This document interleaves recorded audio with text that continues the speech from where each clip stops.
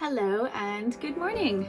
My skin has been so dry the last couple of days. I don't know what is going on in Toronto. I guess we finally got our cold spell, but between my hands and my face and my scalp, it's just like itch city over here. And besides, it smells like gingerbread. So, I mean, Halloween's not even happened yet, but we can still get into holiday spirit, right? Okay.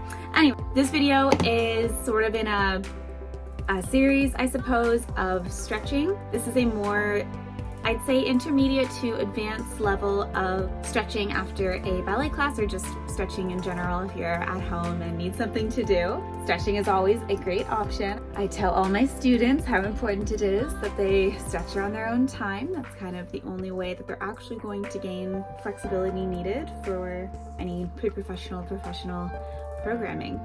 I actually haven't recorded it yet, so I will be doing that later this afternoon. If there's anything else I need to add, I'm sure I will do that in the video.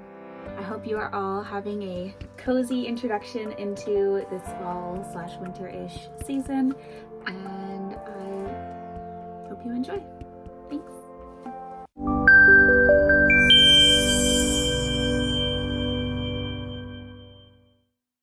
Hello. Okay, so for our first part of this stretching routine, we're going to begin with a bit of cardio. I know it's not the most exciting thing in the world, but we do need to create a little bit of heat in the muscles before we release them. So especially if you haven't actually taken a class yet today, it's important that you do this with me. So all our first exercises are 4 jumping jacks in each direction around in a circle, equals 16. It's not too many. And then we're going to do a couple of grand pliés in second. So entering a wide second position, we're crossing down and releasing up 4 times. Make sure your knees are over your toes. If this is already a little bit too intense of stretch for you, shorten your second and just do slightly smaller. The last time we do it, we stay down and we're going to pulse up and down to create a little bit of heat in the quadricep. Okay, here we go.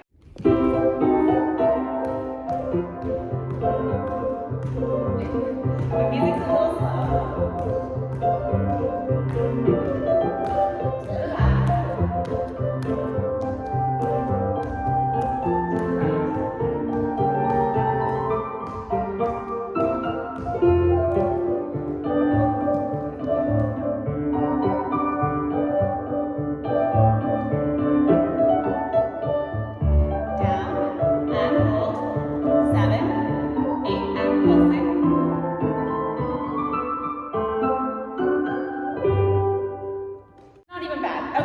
The next little bit is going to be a full body warm-up stretch. So the only way I describe this really is like a jazz warm-up. You can just follow along. I'll be doing some side stretches, forward stretches, and more dynamic activation of our muscles. Okay, here we go. Also, side note, I am using ballet music. I'm a little bit worried about copyright stuff. That's why we're not using popular songs. Usually in my classes I would use actual songs that you hear on the radio for these parts. Yeah, that's okay. Here we go. Ready, and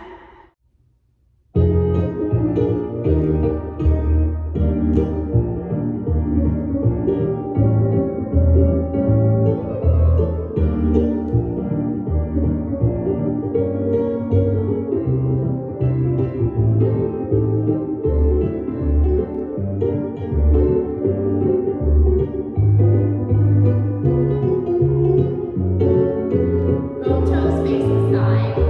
So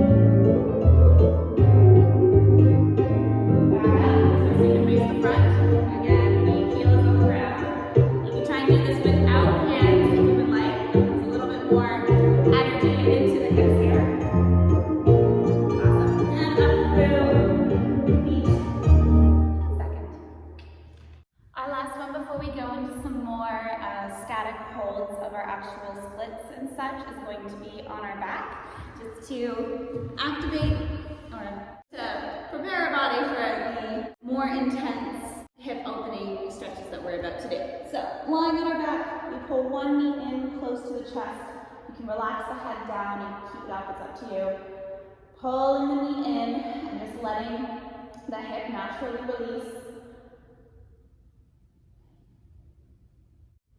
Just holding this for about 5 seconds in this normal position. All right, we're going to grab the foot.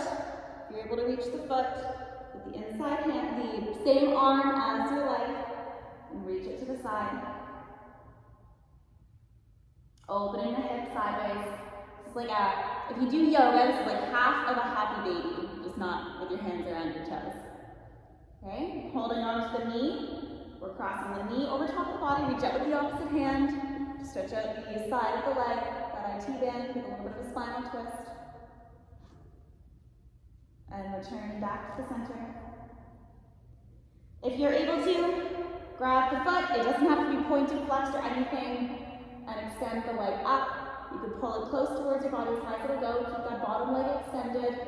If you're not able to touch the foot, grab the calf instead, not the knee or the ankle, the calf, and just gently pull the leg towards you. It doesn't have to be anything too intense.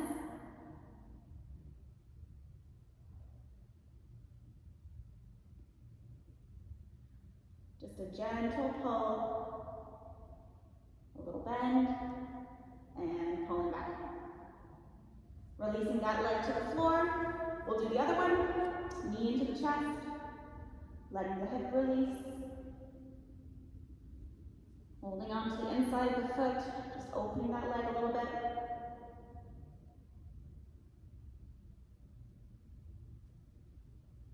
Holding onto the knee, reaching up the opposite hand into that spinal twist.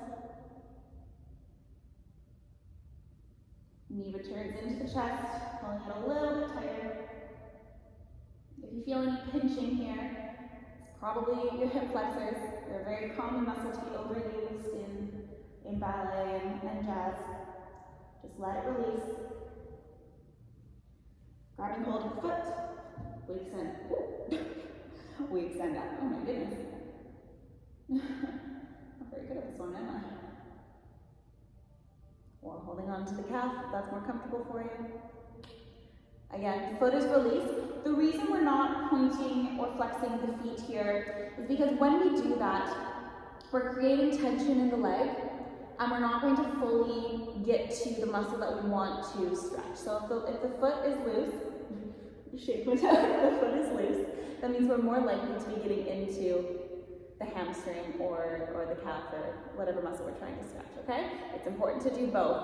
So I'm going to run into your dance teacher saying that I told you to never point your toes when you're stretching, but just for these today, that's what we'll do.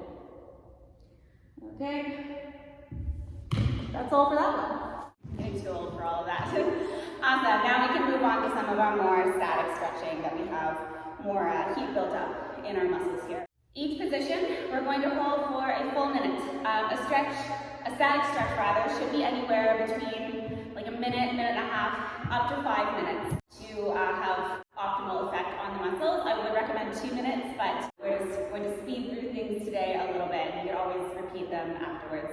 I have a playlist of songs that are all about a minute each, so every time you hear the music stop, you can release the stretch and we'll move on to the next one.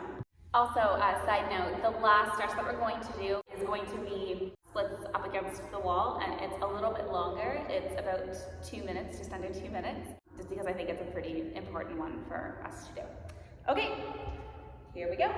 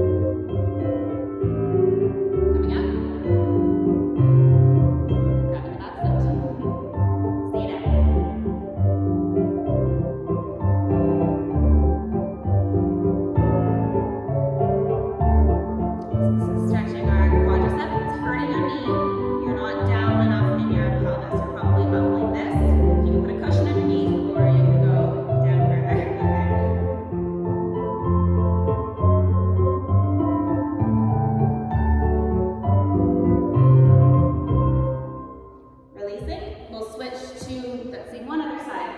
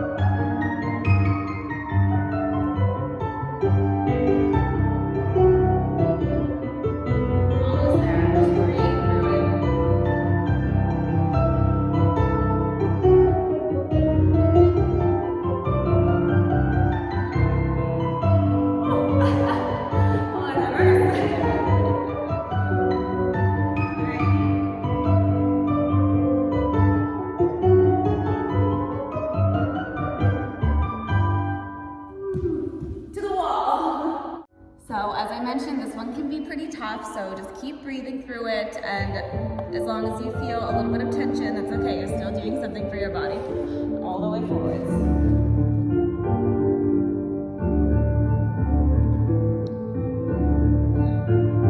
We hold so much tension and emotion in our hips a lot of the time, especially now that we've been sitting more out in the workplace. If you're an adult, or even if you're a student, sitting at a desk all day can be very stress and tension inducing. So when we do hip releases like this, it's normal to feel a little bit overwhelmed, a